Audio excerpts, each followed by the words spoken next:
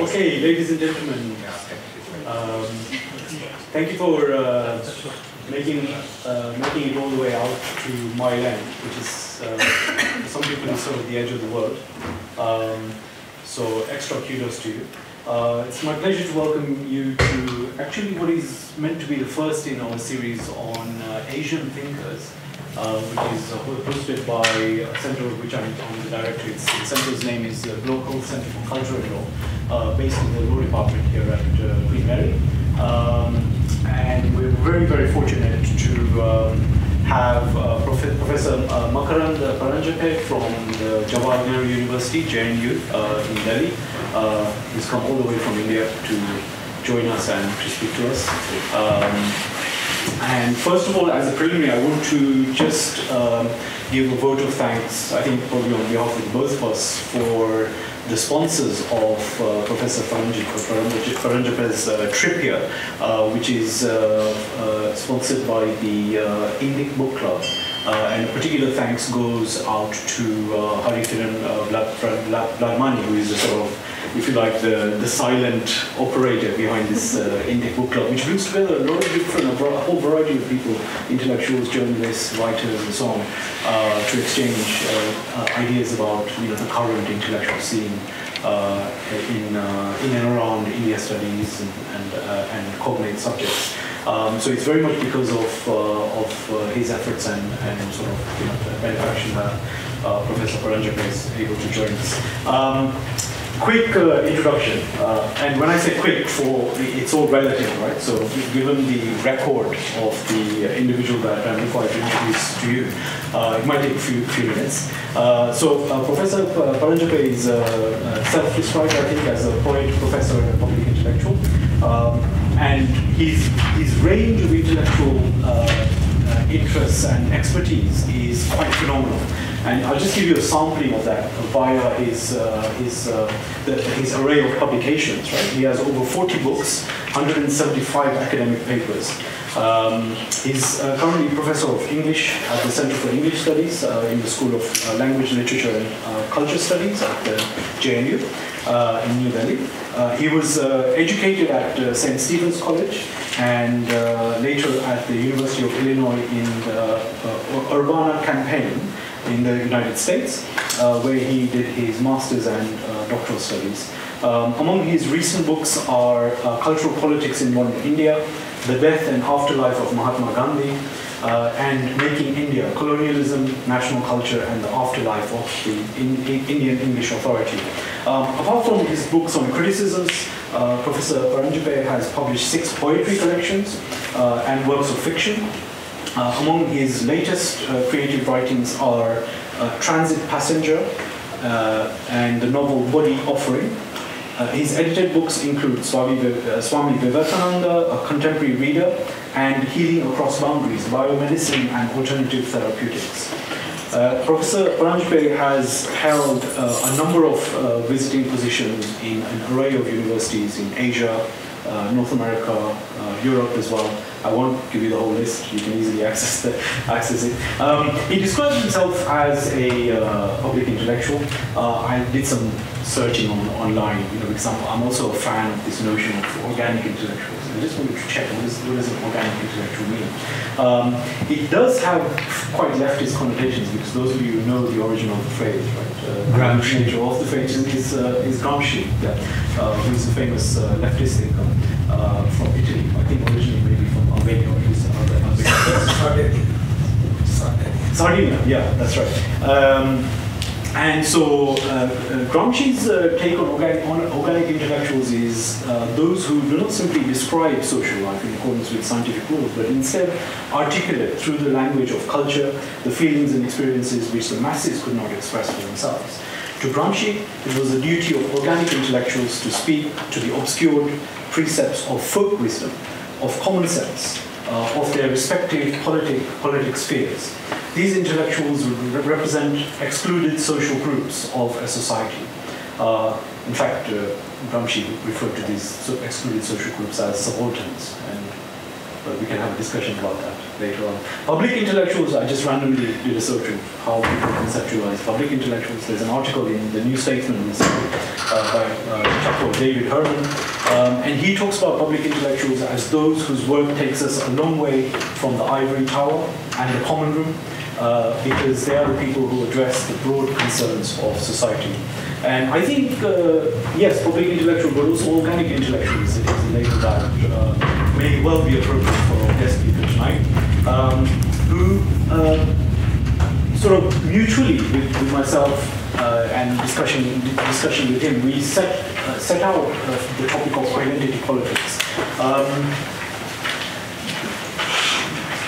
My preoccupation with identity politics sort of originates, has its source in some thinking that I've been doing only in the very recent years. I've been teaching cultural diversity and law as a subject in law schools and also immigration law for many years now. And such problems of identity politics do arise, but on the whole, the deeper issues to which they give rise keep being suppressed. While identity is elevated to inform a politics and a law of recognition, not much is said about how identities are formed and how they are often an attempt at deluding oneself and others. The failure to recognize this is coming back to us with revenge, as those who are consequently excluded from this identity politics begin themselves to carve out their own forms of expression within it, and contemporary political movements throughout the Western world are in part a demonstration of that crisis. This has been affecting India too, where the problems of a secular state come into much sharper focus because it is being imposed on a pagan milieu with resulting fractiousness, which is not on display in the same way in the Western Christian world. My attention to this was grabbed particularly when I began to work on the caste discrimination law issue in Britain, and I began to see how the British secular state constructs caste, religious, and other identities, and then pits such identities against one another. Rather than formulating problems adequately, let alone solving them, conflict ensues and increases. But then, examining the debates in India on caste, religion, gender, one sees how much shriller they have become. This may be something to do with the fact that they are rather imported than indigenous ways of understanding human interactions, and inflected by the colonial past and the continuing influence of Western identity politics as a way of informing how to understand Indian culture, India's social structures. If you refer to the blurb which we publicized for this talk, whether one examines the output of the media, intelligentsia, universities, students, the legal system, politicians, identity politics in India is ubiquitous. It permeates discussion of societal problems to the extent that one appears unable to approach, let alone solve them, without first invoking identity questions, chiefly around caste, religion, gender. In turn, such invocations block proper identification of the issues at stake. Problem formulation and problem solving remain at best superficial and at worst lead to deepening of crisis. So to what extent is the present reliance on identity politics a lingering effect of the colonial period? To what extent does it connect to the global spread of identity politics? In what ways does identity politics in India take a specific form? What can be done about the quagmire into which India appears to have got itself? And what role can intellectuals play in this process? Can drawing upon India's traditions help offer an alternative perspective on questions of identity, thereby also leading to an alternative politics and praxis? Professor Paranjape's presentation, I think, will hope to address such questions, and he says he also wants to learn from audience responses to them. A clue as to his position, which he gave me specific permission to announce to you, is found in one of his recent articles on a very early female freedom fighter in India, where Professor Paranjape says, if anything, we need to get out of incessantly stressing gender, caste, religious, or other identities in understanding both historical and social phenomena. Identity politics has run its course, possibly causing more harm than good. This does not imply that we veer to the other extreme of considering everyone identical or alike. Respecting difference without making it the basis of egregious and different treatment, perhaps that is the key to a more positive understanding. Sorry, I hope I haven't given the game away, but I think I'll hand over straight to you to elucidate perhaps that idea and many more late issues. Thank you. Please.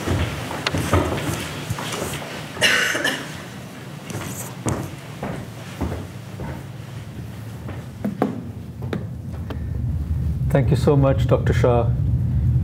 I'm really delighted and honored to be here, and I take my cue from Prakash Bhai and would like to thank not only Mr. Hari Kiran Vadlamani, but the entire Indic book club family, I should call it.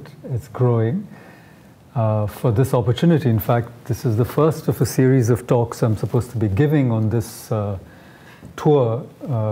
There's one tomorrow on Gandhi's education philosophy, and then I, so to speak, hop across the big pond and end up in a rather,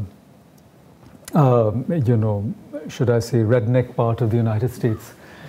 And it goes on. So I'm a bit, trying to juggle these different talks in my head. But as you heard from Prakash Bhai, the move I'm going to make today is really to, at the very outset, distinguish between politics of identity and identity politics. The latter, with which I propose to begin, is a specific form of political activism based on highlighting the identity of a group, usually one that has been oppressed or marginalized. The politics of identity, on the other hand, is a broader notion concerning how the will to power shapes the identity of an individual or group. Normally, we assume that our identity is something that is given to us or something we are born with. But I wish to suggest that in the very construction of our identities, there is a political process. It is, in a sense, a political act which binds and implicates us in a larger drive. Now, I want to, this latter part, where I talk about not so much identity politics, but the politics of identities, where I want to draw on a lot of Indian thinking, because, again, to follow Prakash Bhai's cue and to give the game away, I think that the Indic civilization has really focused on the question of who we are in a profound and sustained fashion, the question of what the self means. In that sense, it's a very self-centric civilization, I like to call it.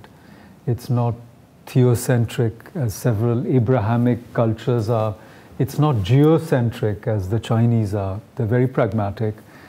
Nor is it anthropocentric, as, in a sense, post-Renaissance humanistic modernity tends to be. But so this self-centrism, where does it take us when it comes to identity politics? Is a larger, you might even call it metaphysical or ontological question I want to ask, along with the political question and the sociological question of identity politics, or even the legal question. And before I came here, I was actually talking about this, and I was a bit concerned because this is a law school. And even in India, it is this political, legal, social empowerment side of identity politics that is always highlighted and has, in a sense, caused some of the difficulties we face in India today. And the other side of it, the politics of identity, of trying to understand who we are, is something that people hardly go into. So I want to sort of bridge these two, as it were, universes of meaning, and see if there is a way to connect them in an enabling way, which is what you got in that little quotation of mine from one of my recent columns, which was on a sort of Indian revolutionary, a woman. There were two sisters, in fact, Beena and Kalyani Das, who both went to jail, and but they were associated with the Anushilan Samiti, founded by Sri Aurobindo and his brother Barindra, and it was a deeply spiritual organization at one level. So these are in a sense, the interesting aspects of both identity politics and the politics of identity in India, which are somewhat missing elsewhere. But anyhow, as I said, let's look at the normal sense of identity politics, which has had a very strong and vibrant upsurge in the second half of the 20th century. In the West, we saw the rise of second-wave feminism, civil rights, the civil rights movement, gay, lesbian, differently enabled, agitations for empowerment, and so on. In recent times, identity politics has also been seen as one of the chief avenues of self-assertion of ethnic minorities, such as diasporic communities, immigrants, and including, you might even say, the various forms of religious fundamentalism, jihadism in different parts of the West, which also get the tag of identity politics.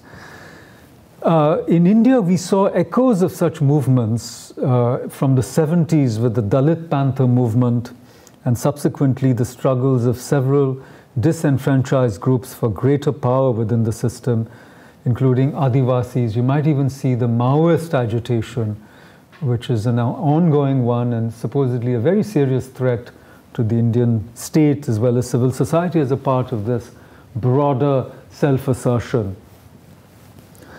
And one of the key aspects of identity politics is to use those very aspects of a group's identity which are the source of its marginalization, such as race, color, ethnicity, caste, religion, sexual preference, and so on, to define the group, thereby turning the source of victimhood into a demand for justice.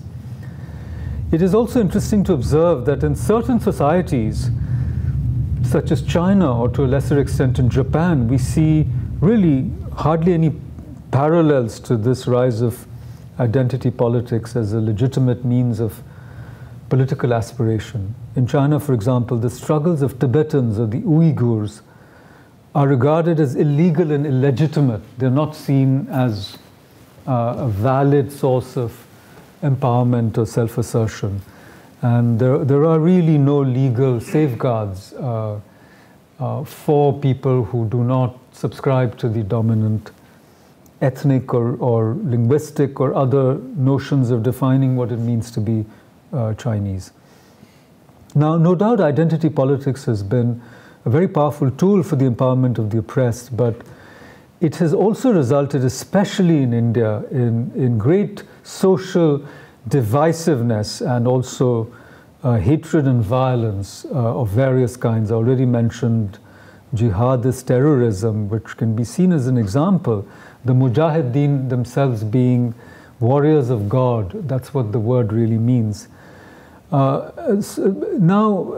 to focus more on India, of course, I wanted to talk a little bit about higher education, since I'm in higher education, and what identity politics has done to our delivery of excellence in especially humanities and social sciences.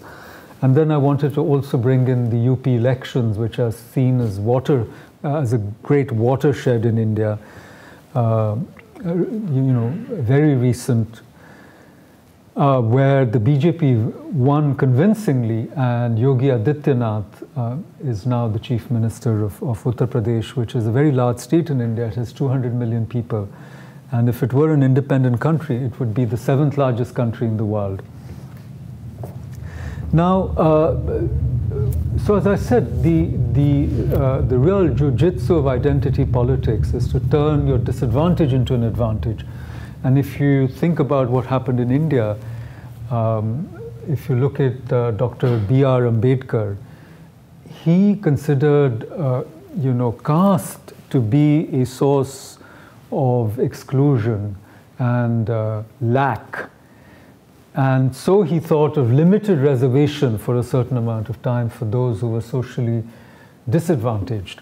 But when you had the Mandal Commission, caste began to be seen as a resource, not a lack. So today what's going on is that many dominant communities want to call themselves backward. So there is a movement towards backwardization in India in order to extract benefits from the state. For example, the Jats in Haryana and Delhi, who are a very strong community, both numerically and in terms of the caste hierarchy, they are demanding to be given the legal status of being backwards to get quotas and reservation in jobs as well as in educational institutions. Similarly, in Maharashtra, the dominant community, the Marathas, who have been the ruling class for a very long time, also are agitating to be called backward. And in Gujarat, I see some friends from Gujarat, the Patels, who are a dominant community, want to be given reservation, and Hardik Patel is challenging, as it were, the political status quo by asking for reservations. And in Rajasthan, the Brahmins want to be declared the backward community. And they're actually very, very disempowered economically. They are extremely poor, in Rajasthan particularly. So, in other words, you've got a paradox when it comes to identity politics, that the center is vacated and everyone wants to rush to the margins, and there's a competition to be more backward than the other in order to derive the benefits of the state. And we must here remember that in India, what we call identity politics does not take the form of affirmative action. It actually takes the form of quotas.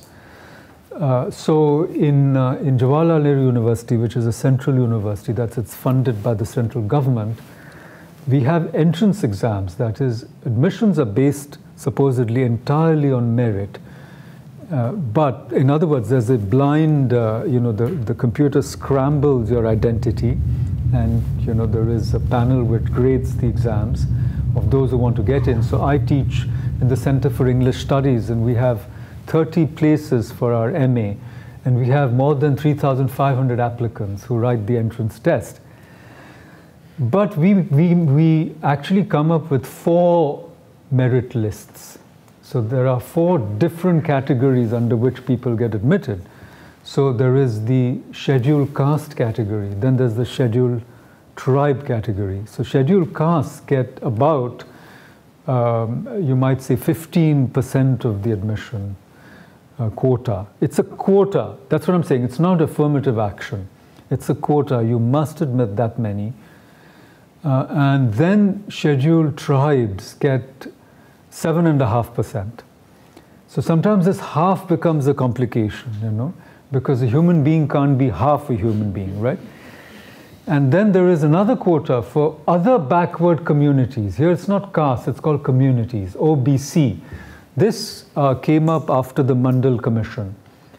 And there's a 4th category for physically handicapped. Now, you see, this is politically incorrect. You have to say differently enabled, but the government hasn't relabeled the quota.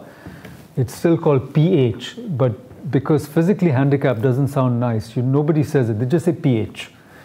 So and then there's the general quota. General means anybody who's none of these, but if somebody from one of these makes it in the general quota, then that slot is vacated for someone from that community or caste. I don't know if I'm making any sense, but if you don't get it, I don't blame you. It is a conundrum.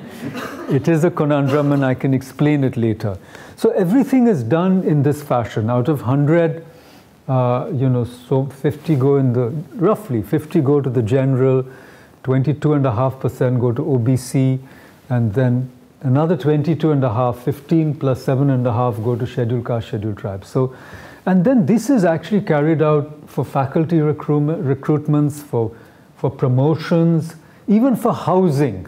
Except in housing, the more underprivileged you are, the greater your advantage. And in addition to this, in JNU, we have something called backward points.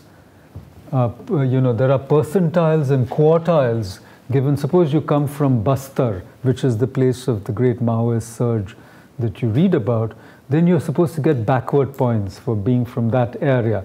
But there are many such places where you can get backward points. And in addition, if you are a woman, then you get another 5 backward points. With the result that in my discipline, about 95% of our students are women. So out of 30, we have only 1 or 2 boys. So when I was in the academic council, I was the chair of my center twice, and I was up for another time, and I just gave it up. I gave it to somebody else who was possibly more enthusiastic than I, for, you know, more interested in administration. And I made the point that you are applying this backward points, you know, extra points for women, which would be very good in, say, biotechnology, but in several subjects in humanities and social sciences, it's actually counterproductive. Because the people who are getting in are from the same, so to speak, privileged colleges, in the general quota at least, and in the other quotas, even, you know, in the scheduled caste, scheduled tribe, it's only women students who are getting in. So at least scrap this extra quota for women for my discipline, and they refused. And today, JNU very proudly tells everyone that we have more women students. We have 55% women students to 45% male students. So that makes us very, very obviously, you know, proactive in gender justice. But now, the result of all this political correctness is that our students are getting increasingly incompetent, especially in the humanities and social sciences. The reason for this is that they hardly read, you know, the basic texts in the discipline, and you know, most of their you know, promotions and jobs, and earlier their dissertations are based on some politically correct position or the other. So that when students come to us, and I mean, for example, I taught research methodology. I've been in JNU for about 17 years. Out of these, about 16 years I taught the only compulsory course, which is an MPhil course in my department, which was research methodology. So I would ask students, okay, what do you want to work on? And they would never, usually, they would never start with an author or a bunch of texts. But they would usually start with a political statement that I want to work on the marginalization of Nagas, you know. This is how the political, I mean, this is how the research topics get framed in India, you know. And then they look for texts or theories to justify a political statement with which they've already begun. And so I would often ask them, and eventually I got very unpopular, and I've stopped teaching this course, just to tell you. And I'm very relieved, because it was a very great burden on me, because it was the only compulsory course, and I had a hard time actually passing some of these students. And then I became very unpopular because I made them do a lot of reading and writing, and teaching. And see, teaching is not compulsory in JNU. Rather, should I say, attending classes is not, it's completely optional. So you can not attend a single class and get a degree in JNU. Yes, I'm not kidding. There is no statutory attendance requirement. With the result that several people, and it's very difficult to fail also, because the grading system, there's grade inflation as everywhere in the world, but if you fail somebody and if they don't do any work, like right now I'm teaching a course in which there's one student who's only come to one class, and then I make them do lots of work, because I say, if you want to do a PhD or MPhil, you have to turn in a piece of writing, you know, every week or every other week. And now this student, this is an MPhil class I'm teaching, and out of 8 assignments, of which 1 was a term paper, and the course is over. I mean, the last day of class was, I think, last week.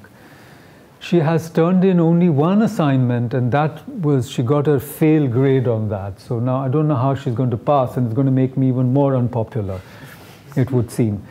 But all I'm saying, so finally I gave up teaching this course, because, you know, what happens is there's a shorthand, there's a substitution of actual thinking and reading. Instead of that, you come up with these politically correct statements or statements that concern identity politics, and you're supposed to get a degree, you're supposed to go through your entire education, and then eventually get a job as well. And JNU is ranked the #1 central university in India. We just got a prize from the President of India. And in a way, it is true, because our students are indeed very bright, and you know, if they were properly inspired, they would do a lot of good work. But I've seen that our students, the longer they stay, the more depressed they get, because there's no climate, there's no ecosystem that promotes excellence.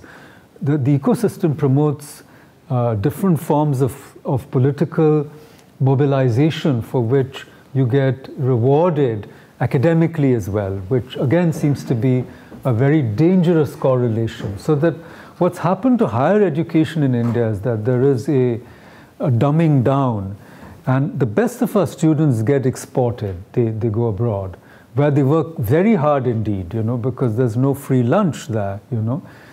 And in JNU, hostels per month, the cost is like, it's less than £1 to live in JNU. Food is subsidized, and the fees are also about £3 or £4 a year, and they've never changed. So you basically get free education in South Delhi, where land costs are almost as high as London. So many students stay for 10 years, living, you know, practically for free. They do jobs, and they never leave the campus. So it's the land of lotus eaters to some extent. And then if I talk about this, of course, I'm going to become even more unpopular. But JNU is not the only place. Most of our universities in India are places where you have this kind of political agitation and identity politics going on most of the time. And the degrees that we give out, and you know, the teachers we are training, we are a PhD factory in a sense, JNU. And these people go and teach everywhere else. And then they replicate, they reproduce this form of political correctness or identity politics for real academics. So what happens is that many middle-class people in India, their children don't get into good institutions because of so much reservation, especially in IITs and medical college. So they send their children abroad, where it costs $50,000, you know, dollars to educate your child, of maybe £40,000. So it costs about, I mean, I think Indians are spending $10 billion a year to educate their children abroad. And in $10 billion, you could fund 500 JNUs. So what's really going on in higher education is that our universities are going down the tube, because most of the times, especially in humanities and social sciences, all that people do is do identity politics, political correctness. They don't learn very much. And so the universities go down, and then there's no admission, because there are very few seats available for the general quota. So the people who can afford it send their children abroad, and lots of money spent on that. So, and many of the people in India who promote this kind of identity politics as a substitute for academic excellence have their patrons in the West. So it's a win-win situation, that you export your children abroad, they become paid students, your own universities get you know, worse and worse, and then the third kind of side to this vicious triangle is that there's a mushrooming of private universities in India. Many of them are not properly regulated at all. And they also charge very high fees. So there is privatization, which is both surreptitious and unregulated on the one hand. Then there is the central universities, which have the best teachers and the best facilities even now, and the best reputations. They become, you know, dens of parasitism, and because the fees have been frozen for years, and if you increase the fee by, say, £3 or £5, then there's a huge agitation, and then everybody goes on strike. So you lose half the semesters gone. Like in JNU, I don't think for the last several years I remember the semester going, you know, from the beginning to the end without some disruption or the other. And you know, those of you who teach, you know, when there's a big gap in the middle of your course, you know, when people come back, they look dazed and they say, oh, what were we talking about? Jane Austen, where did I hear that name, you know? Because they've gone off somewhere. So by the time they come back, it's very hard to reconnect and pick up the threads. So this is the disruptive or the derangement of Indian higher education. And a lot of this is because of this form of identity politics. And now let me come to what's happened in UP. So, you know, Bruno Latour was interviewed last year. I mean, I wanted to mention two things to sort of make my customary gesture to major Western intellectuals at the start. I wanted to bring in a very nice article, but it's a bit obscure, by Terry Eagleton. He's one of the top critics, you know, in my subject in English. He wrote an article in Commonweal, which came out last year, where he really talks about, you know, I'll just, I had a little quotation for you from there. So he talks about, it's called The Hubris of Culture and the Limits of Identity Politics. It came out in just about a year back, 15th April 2016, where you know, he talks about the limits of identity politics, how it's run its course. And he's saying that so-called identity politics, I'm quoting him, are not remarkable for their self-critical spirit. And he identifies identity politics with post-colonialism. And he says anti-colonialism had some revolutionary possibilities. He's, as we all know, a Marxist, leading Marxist critic. And so he thought that his argument is that during the colonial period, there was a political charge in anti-colonialism, which is missing in the post-colonial period, because post-colonialism has been more or less hijacked or usurped by identity politics, which is not very self-critical. So this is his argument. And in a way, I tend to agree with this. So that's the problem with, in a sense, identity politics even in India, that people who are its proponents they're not self-critical, they don't question themselves. And this includes all kinds of agitators, you know, whether these are Dalit agitators, OBC agitators, people fighting for the LGBT rights, and, you know, I would call them 2.5 wave feminists in India, because they're not sure whether they're in third wave or the second wave yet. They're somewhere in between. And all other types of people who are also trying to jump onto this bandwagon to declare themselves marginalized, as I was saying. People such as the Jats and the Patels and the Marathas, who are dominant communities. If you just look at land ownership and other parameters of dominance, how many chief ministers they throw up. And these people want to be called backward now, you know. So it's not very self-critical or self-reflexive. So this was Terry Eagleton. And now what Bruno Latour says, and he says, he talks about, somebody asked him about the challenges of identity politics in India. And he makes a distinction between identity politics versus pragmatist politics.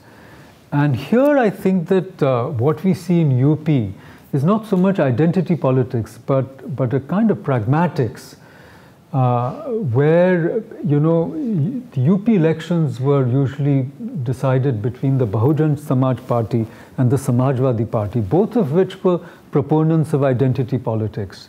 Bahujan Samaj Party was the party of the Dalits, and the Samajwadi Party was the party of the Yadavs. And power used to shift from one to the other, usually, you know. Now, what's happened is a Hindu consolidation, which some people may call identity politics of another kind.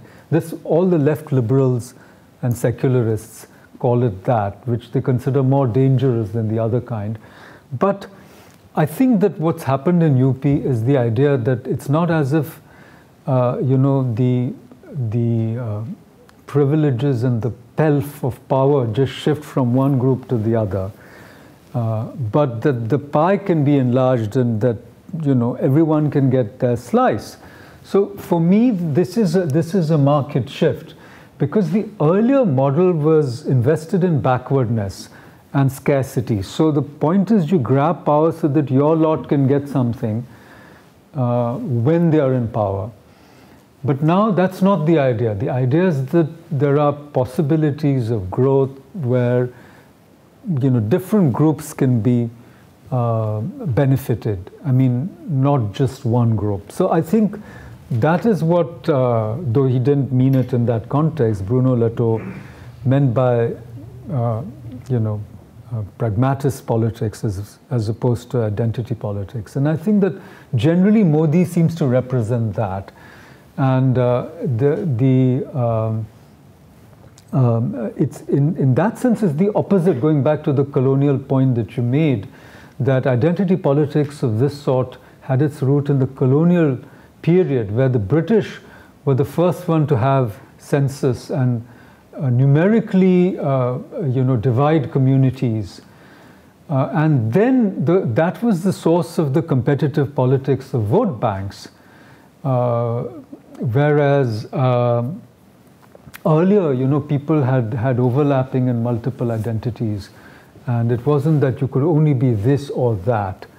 And so that divide and rule model, divide et impera, was probably used for the different minoritarian coalitions which the Congress led. And the secular elite had this policy of constantly dividing the Hindu vote bank. I mean, not letting the Hindus become a vote bank, so that you could cobble together a minoritarian majority. But what has now happened is that the, so to speak, Hindu genie has been released from the bottle, and it's not going to go back in quite the same way. So this Hindu consolidation means that there is the divisive politics of saying that Dalits are not Hindus and Sikhs are not Hindus, and in the end nobody's really a Hindu anymore. That is not working. Rather, you see this huge consolidation. So the same logic has been applied in a majoritarian fashion as opposed to minoritarian fashion.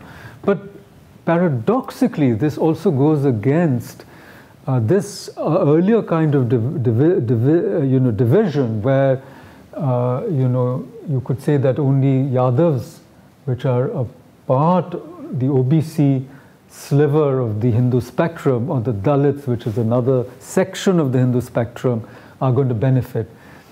The very fact of a majoritarian coalition means that all sections of the Hindus are supposed to benefit, which goes against the earlier kind of assertions that we saw.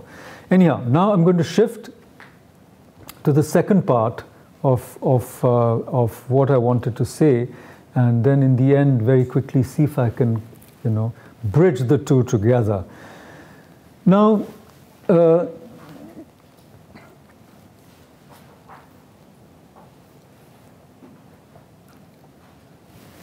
Indian reflections on the meaning of identity hinge on who am I, what it means to be a self.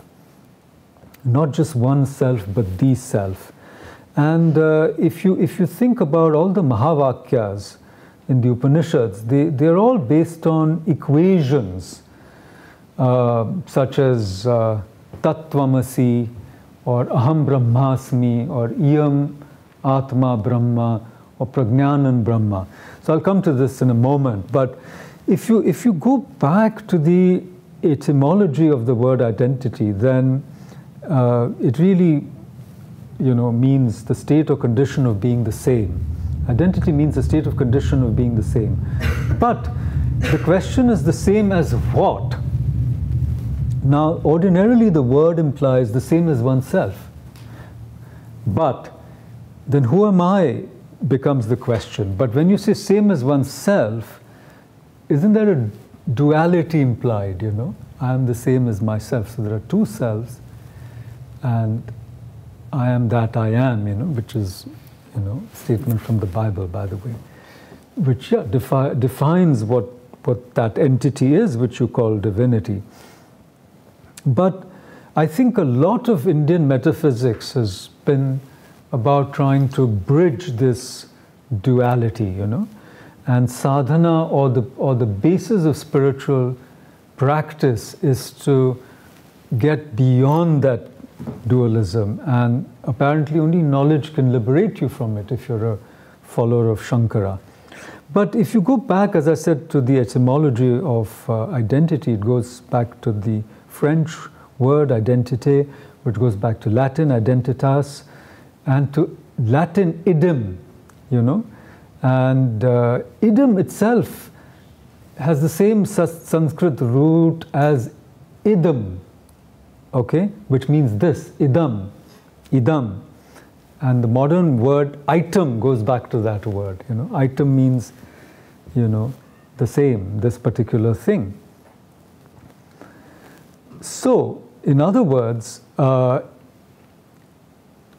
real question is, you know, the relationship between aham, I, and idam, which means this. I mean, this can mean all of this, you see, everything. So what is aham and what is idam is the metaphysics of identity, if you want to put it in a nutshell from the Indian philosophical point of view.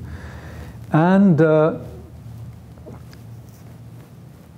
now I'll just speak a little. I think I'm losing a lot of people. I'm getting that sense here that I'm now veering off into an area that people all understand, this worldly politics, how things are empowered and all that. So how is knowing the nature of ultimate reality empowering? These are questions that people can ask. But I think Indians have been, even Greeks were interested in knowledge which was non-utilitarian, not merely utilitarian, but sa vidyaya vimuktaye and so forth. We can come back to that. But I just wanted to provide my little bridge, and then maybe we can have a question and answer. But I want to read one little thing from Shankara, okay? According to Shankara, ignorance is based on a misunderstanding. And the misunderstanding refers to the first person pronoun, I.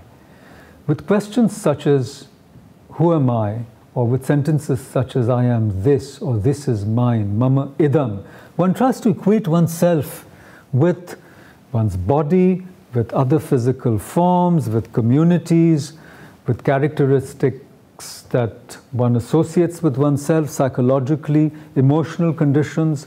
And in this manner, I is granted an existence which it cannot have, or can have only when it is identified with whatever is considered the supreme reality.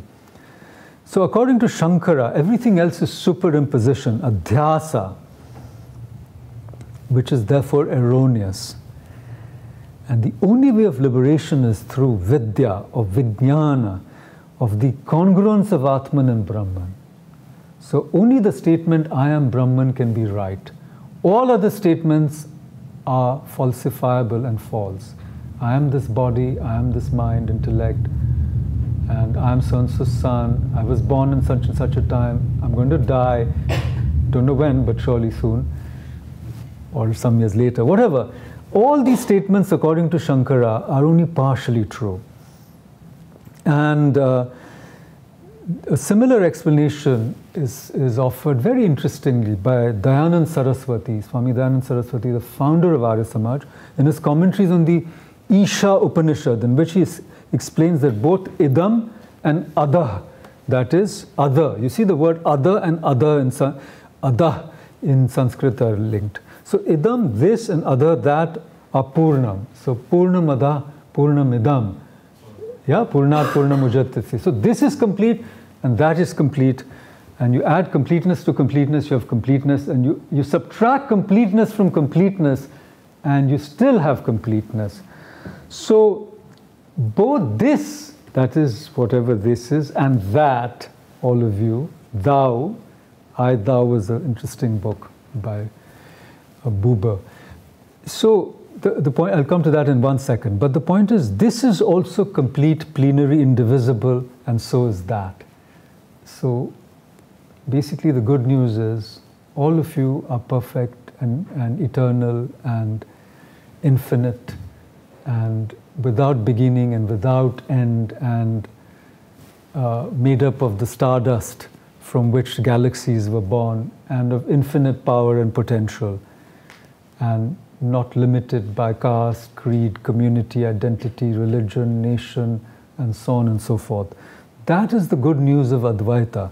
And now, so the real question is, as I was asking, can these two be bridged, the political and social and all these struggles around identity, and the metaphysical and spiritual and so forth, which often is identified with the wisdom of India.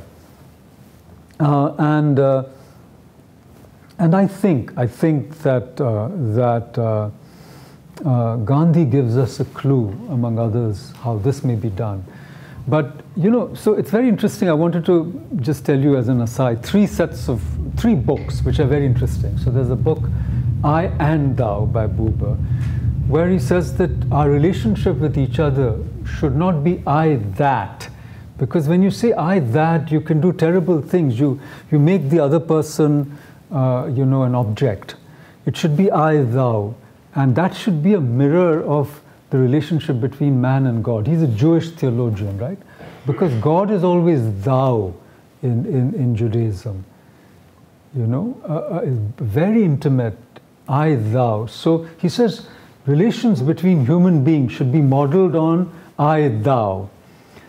And then there was a very interesting book by Ramchandra Gandhi, who was Gandhiji's grandson, and a very good, you know, I think one of the great Indian contemporary philosophers. He's no more. He wrote a book called I Am Thou, where he says Advaita is the truth of India. I am thou. So it's not I and thou. So from I that you've got I and thou, but then Ramu Bhai says I am thou, which is to say that this is a self-self relationship. It's not self-that and not even self-other, but it's self-self.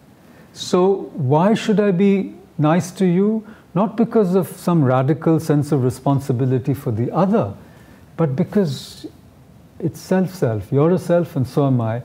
And if you can raise your consciousness higher or whatever, lower, whatever you like, but these are just many selves. So it's self-self. It's not that I am only this self. I am this self and that self too, etc. And then there was another book by a great mystic called Nisargadatta Maharaj, where he says, I am that. So he's completely reversing Buber's I that by saying, I am that as well. I'm not only thou. So basically what he's saying is, I'm the table as well. I'm the table, I'm the chair, I'm that dustbin. So matter is also full of consciousness. He doesn't stop at other subjects.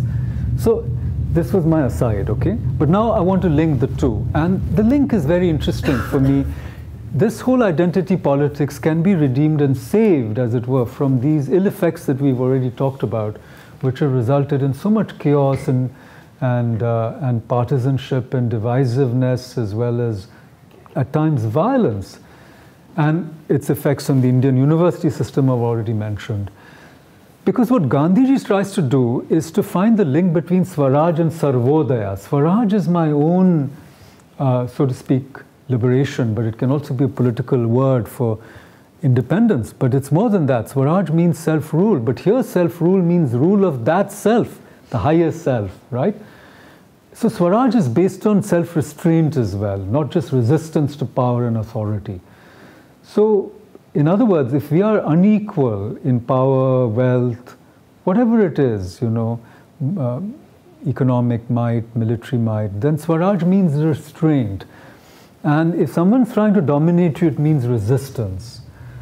So it's not that you're powerful, then you go and start, you know, bullying and harassing everybody, you know, else, just because you've got power now and you were deprived. So Swaraj is not easy, whether at individual or at the collective level. But I think Gandhiji talked about this, and he said, you know, Swaraj consists, if you want real Swaraj, then it will be of a community of highly evolved individuals, which don't need, you know, policing by the state. You know, in surveillance, what Foucault and others have been talking about, the panopticon, ideological state apparatus, so much television, the brainwashing that goes on to turn you into consumers and so forth. But these highly evolved individuals will always be looking out for one another. And in that sense, like Marx, the state itself would wither away or become minimal. And when Modi gave the slogan, maximum governance, minimum government, that's what he meant. I'm not sure they're really doing it, but it's a Gandhian idea. And finally, this Sarvodaya and Antodaya, that means that unto this last, Gandhi translated Ruskin's book. And he said a society can only be measured by how the most backward or the wretched or the underprivileged, how are they being treated? So Swaraj must result in Sarvodaya. This is the link between this whole non-dualistic, as I said, metaphysics of identity that I was talking about, which is, I think, a great Indian gift, and it's universal, it's not sectarian in my opinion. And the identity politics as we normally understand it on the ground, which is the empowerment of disadvantaged groups. So if we can bring these two together, then I think one can feed into the other, that the amelioration of the underprivileged is actually facilitated by the kind of radical self-transformation which Gandhi sought and which Indian spirituality or metaphysics has been advocating for such a long time. Thank you so much. Thank you.